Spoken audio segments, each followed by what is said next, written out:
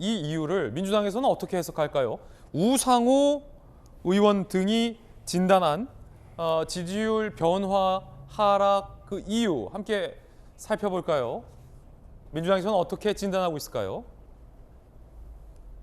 우상호 의원, 어떤 사안이 여론조사에 반영되는 건 발생일부터 4일, 5일 내다.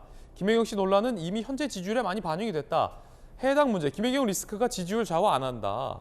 야권 단일화 이슈 때문에 하락한 것 같다라는 진단을 내놨습니다. 여야 의견 들어보죠. 박정하 실장님. 네, 동의하십니까? 동의할 수 없죠.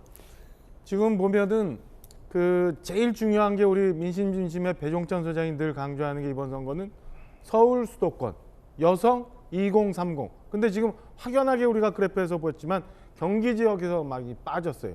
그 15일, 16일간 조사 기간 동안에 있었던 거는 단일화 이슈, 법인카드 문제, 그 다음이 이 지지층 등록에 따른 지지층 결집.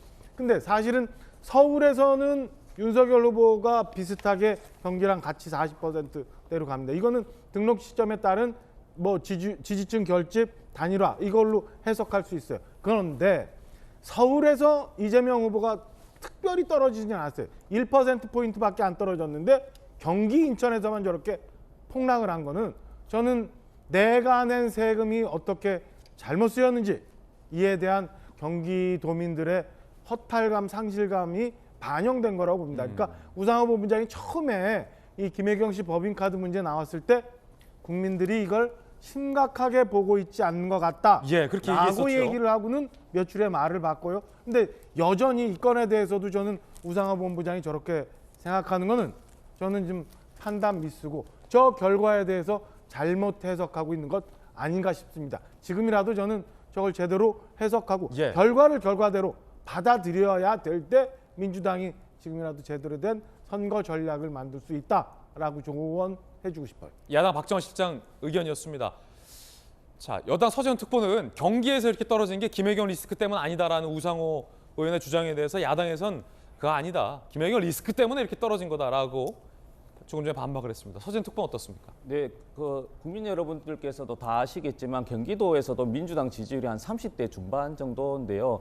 그 지사 시절에도 이제 만족도는 60% 이상, 수개월 동안 계속 1위를 차지해서 그에 대한 신뢰는 가장 견고하다라는 걸 저도 체험을 했었고요. 주변 경기도 지인들에게 물어봐도 체험을 하니까 정치인이 내 삶에도 영향을 미치는구나 느껴버리니까 그 신뢰도는 굉장히 강하다. 그리고 이혜경 배우자의 카드도 영향이 있겠죠. 근데 저는 이 부분에서 중요한 것은 숫자를 읽는 것이 아니고 민심을 읽어야 된다. 지금 현재 코로나 확진자가 폭발하고 그리고 경제 상황이 나아질 기미가 없는 상황에서 이재명 후보에 대한 기대치가 있지 않습니까? 더 유능하고 더 이 위기를 해결해 달라는 그 기대치를 좀 더 해달라. 그런 이제 민심에 읽어야 되고 그래서 이재명 후보 같은 경우에는 이제 소상공인 지원을 50조라는 것이 재정 명령권을 하더라도 그만큼 절실한 걸 알고 있고 그 방역도 완화해야 된다. 그리고 권한도 주고 책임도 주자. 이런 식으로 하고 그래서 마지막으로 이재명 후보와 민주당은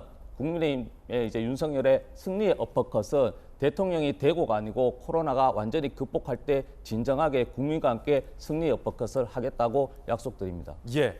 자, 지역별 여론조사는 다자대결 결과 중 15% 이상 후보만 압축했다라는 말씀 드리겠습니다.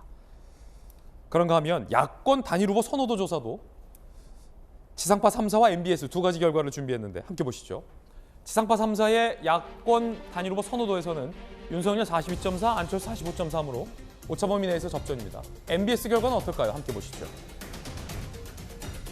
MBS 결과에서는 윤석열 후보가 43, 안철수 후보가 36. 이재명 기자, MBS도 오차범위 냅니까? 오차범위 바뀌라고 봐야겠죠. 이건 바뀌군요. 플러스 마이너스 3.1%포인트니까 6.2%포인트가 벗어나면 오차범위 바뀌는데 지금 7%포인트 정도가 나기 때문에 그렇군요. 바뀌라고 봐야겠죠. 그러니까 두 가지가 다 맞물려 있습니다. 다시 얘기해서 방송 3사에서든 윤석열, 이재명 후보 오차범위 내에 있는 거죠.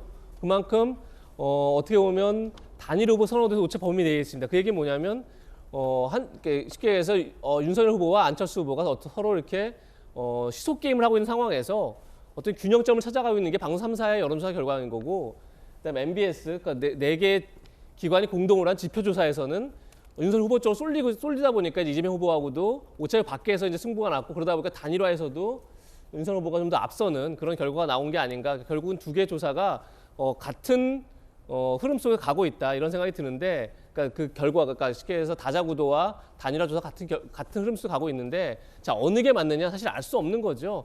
좀 더 이제 앞으로 상황을 좀 지켜봐야겠지만 어쨌든 야권 단일화 이슈가 그러니까 안철수 후보가 던지면서 굉장히 중요한 지금 대선에서 중요한 이슈가 됐고, 그러면서 어쨌든 간에 윤석열 안철수 후보에게 좀 더 주목도 높아지는 그런 결과 가져온 건 틀림없어. 그다음에 MBS 그러니까 네 개 기관이 공동으로 한 지표조사에서는 윤석열 후보 쪽으로 쏠리다 보니까 이제 이재명 후보하고도 오차범위 밖에서 이제 승부가 났고 그러다 보니까 단일화에서도 윤석열 후보가 좀 더 앞서는 그런 결과가 나온 게 아닌가. 결국은 두 개 조사가 같은 흐름 속에 가고 있다 이런 생각이 드는데, 그러니까 그 결과가 그러니까 쉽게 해서 다자구도와 단일화 조사 같은 흐름 속에 가고 있는데, 자 어느 게 맞느냐 사실 알 수 없는 거죠.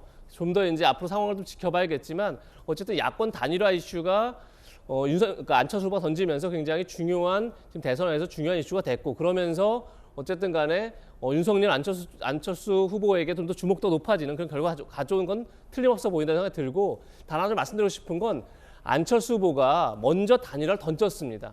그런데 불구하고 오히려 주목도가 윤석열 후보에 갔다는 건 좀 눈여겨볼 대목인 거죠. 안철수 후보가 던졌는데 오히려 윤석열 후보가 지지율이 올라간다는 건 그 얘기는 뭐냐면, 저는 안철수 후보의 여론조사를 통한 단일화 제안에서 뭐 여론조사를 통한 것도 뭐 논란이 있을 수 있겠지만 안철수 후보 이런 얘기를 합니다. 이렇게 단일화 꼬리표를 떼기 위해서 단일화를 제안한다 이런 이제 표현을 씁니다. 예. 근데 사실은 그러니까 오히려 만약에 제가 안철수 후보 쪽이었다면 오히려 정권 교체에 뭐 마침표를 찍기 위해서 그러니까 굉장히 본인의 결단을 강조해야 되는데, 아무리 자기가 선거 캠페인을 하려고 해도 단일화 때문에 캠페인이 안 된다. 그러니 제안한다. 굉장히 뭔가 후퇴한 듯한 그런 느낌을 줬죠. 그러니까 결국은 그러면서 오히려 단일화를 제안하고도 이득을 못 본 그런 결과로 이어진 게 아닌가 그런 생각이 좀 듭니다. 야, 오늘 굉장히 상당히 흥미롭고 전문적인 해석 이야기들이 지금 많이 나오고 있습니다. 특히 여야의 또 치열한 이견을 보는 재미도 좀 있는 것 같아요.